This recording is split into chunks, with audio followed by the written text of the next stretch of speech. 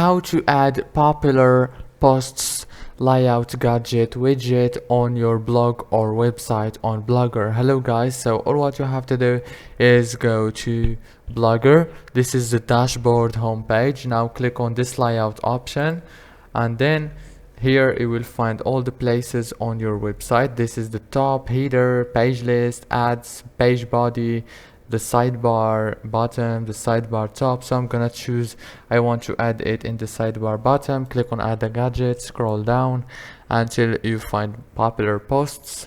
Click on it, and congratulations, here add the title and the most viewed all time or last year or last 30 days, and then click save.